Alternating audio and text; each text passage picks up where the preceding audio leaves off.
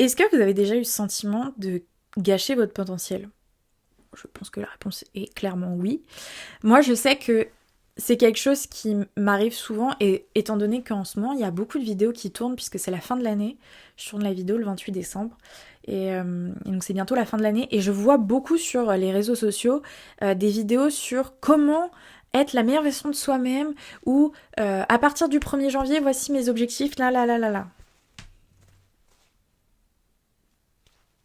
Pourquoi vous attendez le 1er janvier pour commencer vos objectifs ? Mais vraiment, pourquoi vous attendez une date précise pour commencer ? Commencez maintenant. Les vidéos, par exemple, je sais que c'est pas parfait, je sais que je fais pas tout bien, je fais pas tout... Mais j'ai commencé. J'ai commencé le jour où j'ai eu l'idée. C'est pas parfait, j'ai pas le micro parfait, j'ai pas la caméra. J'ai commencé, j'apprends, je rature, j'essaye, mais au moins j'essaye. Néanmoins, cette vidéo va lister 10 conseils à peu près sur comment vous pouvez reprendre un peu le pouvoir, ou en tout cas arrêter de gâcher votre vie. Je suis une personne lambda, c'est vrai. Alors moi je pense que vous pouvez partir du principe que je suis une personne lambda, et pourquoi vous pourrez écouter mes conseils. Parce que j'ai jamais autant évolué, j'ai jamais autant appris, et je m'instruis énormément au travers des vidéos, et ça c'est au travers des vidéos, des livres, à travers plein de choses. Et tous mes conseils, ce sont soit du vécu, soit des résumés de ce que ma psy et moi discutons, ou alors de ce que je lis dans mes bouquins, de ce que j'apprends. Donc cette vidéo, sachez que je suis une personne lambda, mais que moi ça fonctionne, et si dans plusieurs années ou si dans plusieurs mois vous voyez déjà un changement sur moi, peut-être que là vous vous direz en fait ce qu'elle disait dans cette vidéo, c'était pas inutile, c'était pas inintéressant, et que c'était hyper important d'écouter. Mon premier conseil, ça va être de rendre clair vos objectifs. On veut une deadline, on veut que ce soit mesurable. N'écrivez pas « je veux faire du sport ». Ok, c'est quoi veut faire du sport ? C'est quoi la quantité ? C'est quoi le sport ? C'est quoi jusqu'à quand ? Moi je sais que justement, je fais ces erreurs-là. Donc il y a des années, j'avais écrit apprendre l'anglais. Je me retrouve la fin de l'année en me disant mais que veut dire apprendre l'anglais ? J'ai appris des mots. En fait, je me suis rendu compte qu'il fallait vraiment quelque chose de mesurable. Et l'année d'après, j'ai écrit que je voulais aller dans un pays linguistique et que je voulais avoir une discussion, une seule discussion avec quelqu'un en anglais. J'ai fait cet objectif en l'espace d'1 mois. J'ai su que le fait que ce soit mesurable, inconsciemment dans mon cerveau, tout est plus clair, le chemin il est déjà tracé, alors que juste dire oui bon, l'idée comme ça me plaît, j'aimerais bien faire ceci. Ouais mais c'est pas mesurable, ton cerveau ne sait pas où tu vas aller. Prends une feuille, note tes objectifs pour dans 3 mois, dans 6 mois, dans 9 et dans 1 an. Commence pas le 1er janvier, commence là maintenant même si c'est le 18 novembre. Commence quand tu ressens l'envie et quand tu ressens le besoin et que tu sens qu'il faut que ce soit aligné en toi. La motivation, tu l'auras pas tout le temps. La discipline, tu l'auras. Il faut que vous soyez discipliné. Donc le plus gros objectif que vous voulez faire, c'est à la fin de l'année. Et vous allez diviser tout simplement votre objectif en trimestres. Je sais que ça peut paraître assez évident pour certaines personnes, mais je vous assure que quand j'en parle avec des personnes, justement, c'est pas évident. Oui. C'est pas évident, non. Souvent, je dis, bah ok, ton objectif, c'est ça, ok. Et du coup, tu vas t'y prendre comment ? Je sais pas. Tu sais pas. Donc, tu sais pas comment aller à ton objectif. Ah, j'ai pas encore réfléchi. Ah bah super. Utilisez l'IA.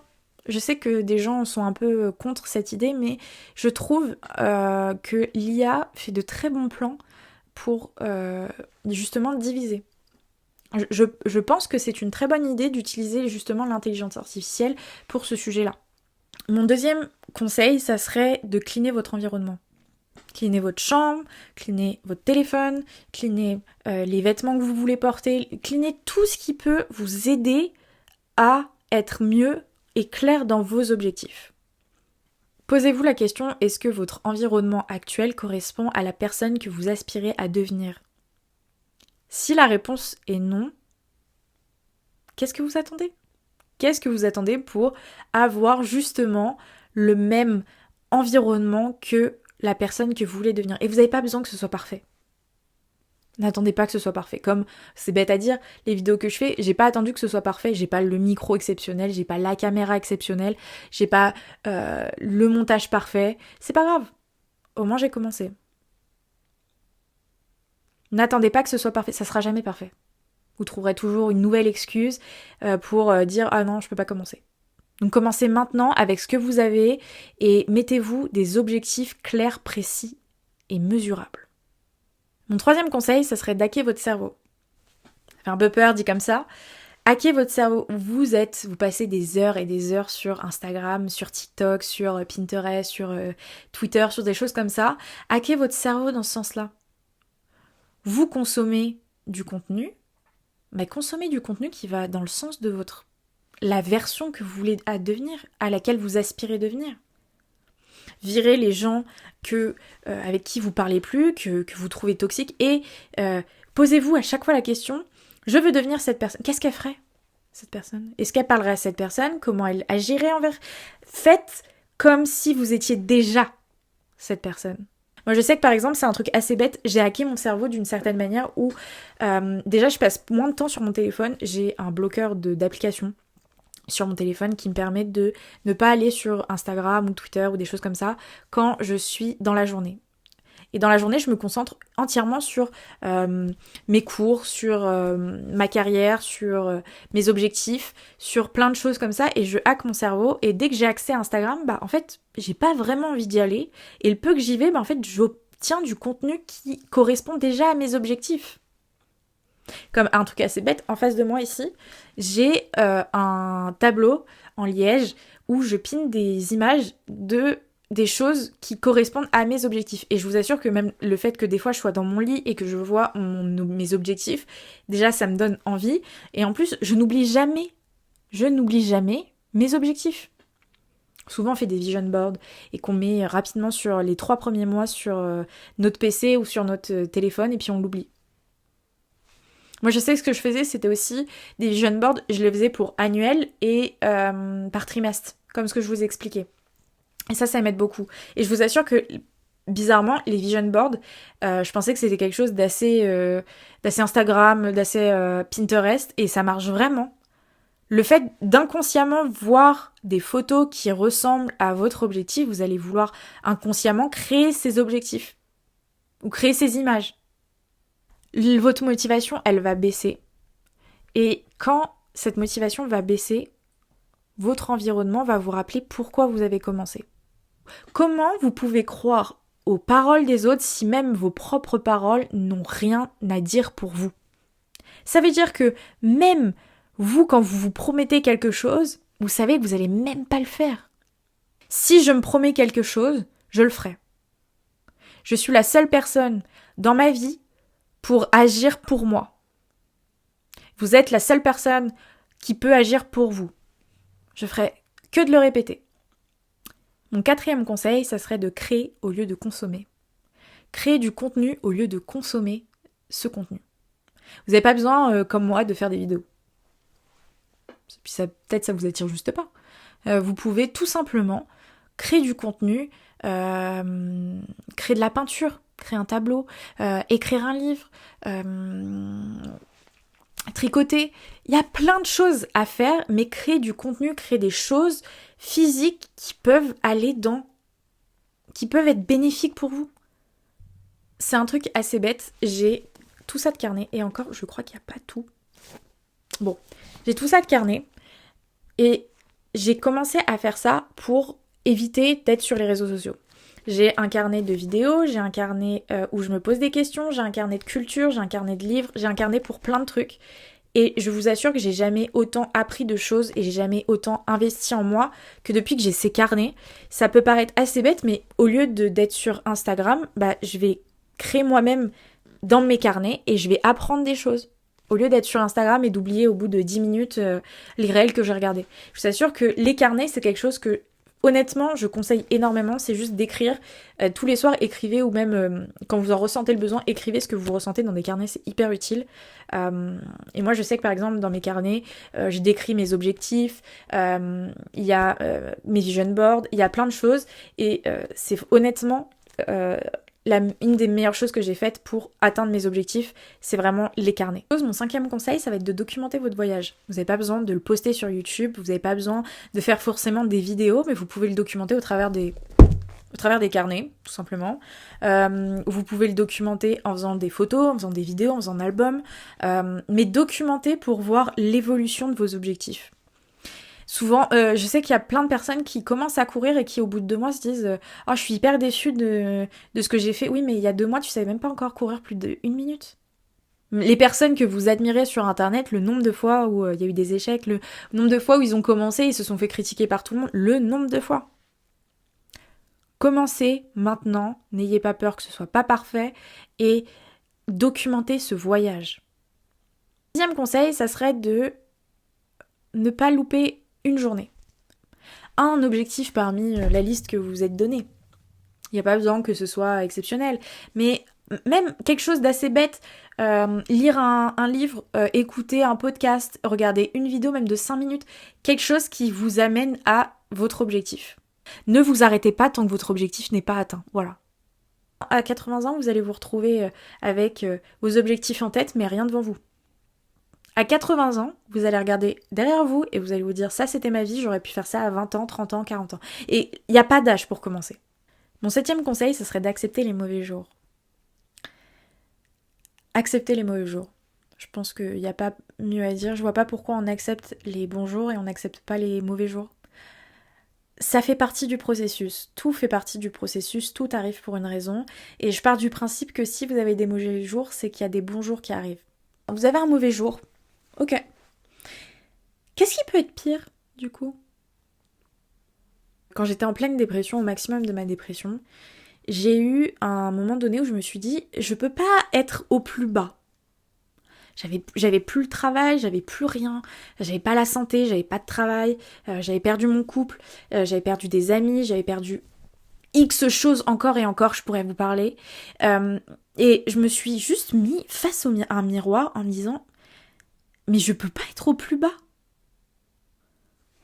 Qu'est-ce qui m'empêche de juste essayer et de voir ? Au moins j'aurais essayé, au moins j'aurais pas de regrets. Vous attendez d'avoir, je sais pas, le bon jour, la bonne heure, le bon moment, le bon matériel pour commencer. Non, commencez maintenant avec ce que vous avez. Et c'est normal, je vais pas vous mentir, je vais pas vous dire que ce sera un chemin tout rose, un chemin de bisounours. Non, vous allez échouer. Vous allez échouer, vous allez vous poser des objectifs que vous n'arriverez pas à réussir. Mais c'est normal. Vous êtes humain, c'est pas possible de faire tout parfaitement. Et appréciez les mauvais jours. Appréciez les mauvais moments. Je peux vous assurer que moi, ma dépression, par exemple, j'en ai eu une très mauvaise vision sur le coup, mais quand je prends du recul, c'est pas un moment facile à passer. Et je le souhaite à personne, bien sûr. Mais quand on se retourne face à cette situation, en fait, on se dit que c'est au plus bas qu'on grandit le mieux. Et je dis pas ça pour vous dire d'aller mal, non. Les gens qui ont réussi ont commencé au plus bas, vous n'avez juste rien à perdre. Rien à perdre. Je veux pas mentir, vous allez avoir des mauvais jours, vous allez avoir des jours où vous allez douter, vous allez échouer, vous allez vous dire il faut tout arrêter. J'ai eu ces jours-là, je vous le dis. Même moi, dans mes objectifs, je me suis dit non, je vais arrêter, ça sert à rien. Je vois pas pourquoi j'ai commencé, je vois pas pourquoi j'ai fait ci, pourquoi j'ai fait... Non. Ouais, mais je continue, parce que je sais que j'ai promis quelque chose à moi, même, je vais vous dire un truc, j'aime beaucoup parler de la moi enfant, parce que j'ai l'impression vraiment de personnifier quelque chose. Si je me promets quelque chose, je me promets à la petite enfant en moi une chose, et je ne peux pas la décevoir. Mon 8e conseil, ça serait quelque chose dont j'ai déjà parlé, mais ça serait de incarner la personne que vous voulez devenir avant de l'être. Je pense que vous avez déjà entendu la fameuse phrase fake it until you make it, mais c'est quelque chose d'assez vrai, en fait. Et je vous assure que changer votre façon de penser et d'agir comme la personne que vous voulez être, ça va vous faire changer votre réalité. moi, il y a plusieurs fois où j'étais face à des situations, je me disais, ça me fait trop mal au cœur de faire ça, mais je sais que c'est ce que la personne que je veux être ferait. Et il y a un moment donné où il y avait là, le choix entre la personne que j'étais déjà et la personne que je voulais devenir face à cette situation, et j'étais juste face à la situation et je ne savais pas ce que je devais faire. Jusqu'au moment où je me suis dit, mais si j'ai choisi cet objectif-là, si j'ai choisi d'être cette personne, il faut que ça va faire mal au début, ça va être dur, ça va être douloureux, je vais échouer, je vais pas réussir à tous les coups. Bah, je vous assure que j'ai pas réussi à tous les coups face à tout ce qui m'arrivait. Parfois, je gardais encore les mauvaises habitudes de l'ancienne moi. Mais vous pouvez pas, vous allez échouer. Maintenant, je vous assure que moi, par exemple, j'agis littéralement comme la personne que je voulais devenir. Et j'ai plus du tout du mal à agir comme la personne. Au début, j'ai eu beaucoup de mal, j'arrivais pas à enlever mes mauvaises habitudes, je parlais toujours comme l'ancienne moi, et je pense qu'il y a toujours des débris malheureusement.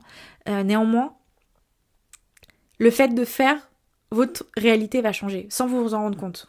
Tout simplement, ça va être naturel. Mon 9e conseil, c'est de vous rappeler que c'est vous contre vous. Je fais que de le répéter au travers de mes vidéos, mais c'est vous contre vous. Vous vous trouvez 1001 excuses, toujours. J'étais la première à le faire. J'étais la première à trouver une excuse pour pas faire ci, pour pas aller au sport, pour pas aller à l'école. J'ai trouvé 1001 excuses pour pas faire ce dont j'avais envie. Mais c'est vous qui allez payer le prix. J'aime beaucoup dire que je fais 1% mieux qu'hier. Que je me bats contre la veille, contre la moi de la veille. Mon 10e conseil, ce serait de le faire pour les bonnes raisons. Parce que vous pouvez avoir 1001 objectifs, mais si votre objectif, il est pour plaire à votre famille, plaire à vos proches, ça n'a aucun intérêt. Et le fait de le faire pour vous, ça va déjà vous retirer le poids du regard des gens, parce qu'on s'en fiche, très honnêtement, du regard des gens. Vous allez vous faire critiquer. Vous allez avoir plus de motivation. Ça va plus rester dans votre conscience. Faites-le pour les bonnes raisons. Ayez des objectifs précis pour les bonnes raisons. Si vous le faites pour une autre personne, vous donnez encore de l'intérêt à d'autres personnes.